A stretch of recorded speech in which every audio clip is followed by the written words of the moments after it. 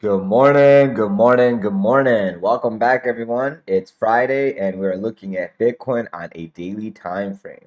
As you can see from yesterday, we are still going sideways on our basically level of resistance around 21,000 on Bitcoin. If we can hold 21,000, go sideways, we should be looking for 21 and a 21 and a half. Look for 21.5. Claiming 21.5 with the 4 hour open and close, we can look for 22.8 and then 25. Lots of patience is going to be needed because as I'm looking at the oscillators, it looks like we're going to do a little bit of a liquidity grab to the downside and maybe set up a potential bull flag scenario. I'll show you my chart. What I'm looking for is a drop from this level around 20,600 to possibly around 20,000 tested. If we lose 20,000, then I'm looking for 19,300. Remove all this stuff again. So that's basically what I'm looking for. I'm looking for a sideways down and come to support near 20,000. If we can hold that level, we can basically come back up into 21,000, see if that resistance is going to break for upside, and then we can continue on. Basically, we need to go down to collect some gas from shorts so that way we can use them as fuel to leg up and take these wick highs.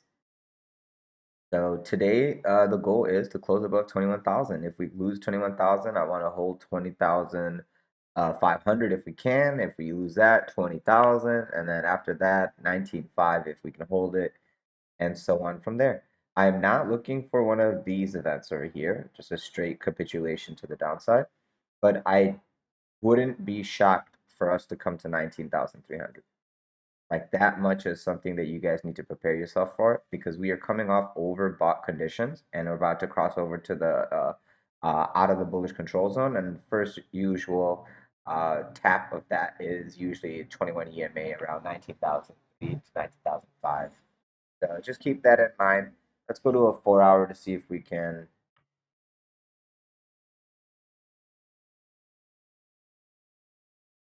I was just responding to okay, so on the 4 hour, it looks like we already tapped into the support area and we confirmed it, and now we're looking to break higher.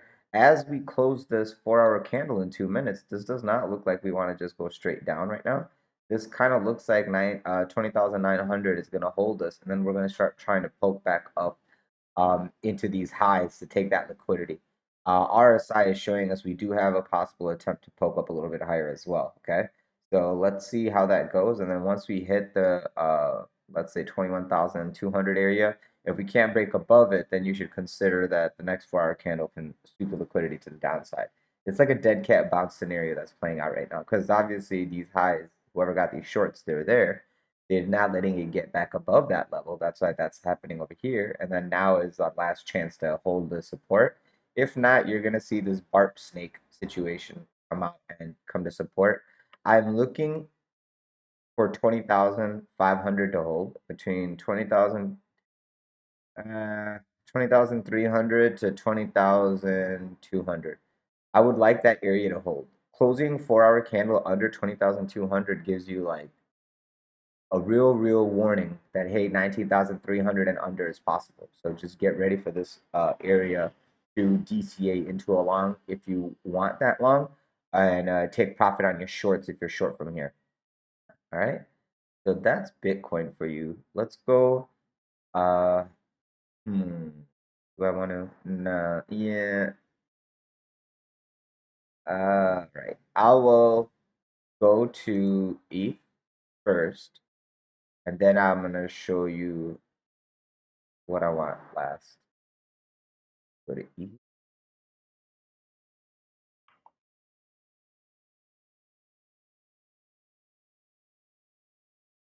Okay, so here is ETH. Now, one thing about ETH that I didn't see on Bitcoin, the EMA is crossing above the 200. This is a bullish. This is your first sign that hey, we are cementing this as a low. Okay. What I want to see is the 21 above it with price action doing another leg up. Once I see the 21 of EMA above this 200 on a daily time frame, I will basically uh, stop shorting. I won't be taking shorts in aggressive fashion any longer. I will be switching to longing on support, which I'm already doing, and I already converting the members out of just like shorting every high. Because what's going to happen is the market is pivoting. This was a low from the downtrend. Now the market is trying to pivot. Well, this was the low. Now the market is trying to pivot from here to the uptrend. This low was tested. We didn't break the low. This is now a W, confirming, yo, like, hey, this is a long-term low. This was an attempt to confirm that support. Any attempt to come down, you're going to have these levels as major areas where you can scoop up longs. And that's if they even come down here. More than likely, they're not going to come lower than 1450. So 1420. So just keep that in mind right now for ETH. Now, like I was looking at Bitcoin, a little bit of a pullback coming for gathering some fuel for higher. Still very possible. I think we just opened a brand new 4-hour candle, so we'll check in a second. But the daily needs to basically close above 1520. If we can hold 1500 for the daily close today, that'd be great. We'll go sideways and possibly up into the weekend.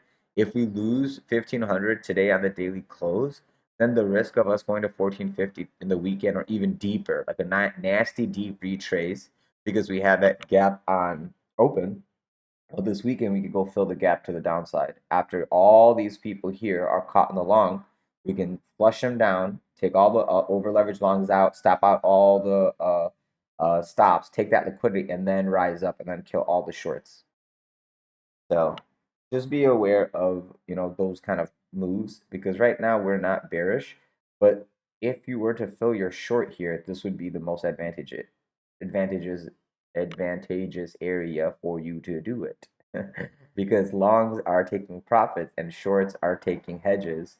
So that way, if we do get a retrace, they got their cover and their profit taken. And if the retrace is shallow and then we just leg up again, they're also covered on both ends. So just be ready for that. Let's go to a 4-hour. After we close 4-hour candles above 1600, I'm looking right for 1700. And after 1700, I'm looking for 1800. After 1800, I'm looking for 2000. So be ready. Looks like right now we're already starting this new 4-hour candle curving on support. This should leg up. So by the time you guys see this video, we'll see if ETH is doing its next leg up or not. And yeah, we'll look for that 1600 to be broken with the 4-hour open and close. And once that's done, we'll look for 1700 and 1800 and then 2000 accordingly. If we lose 1550 as support, we have 1500 as a support, and then 1450 and then 1400.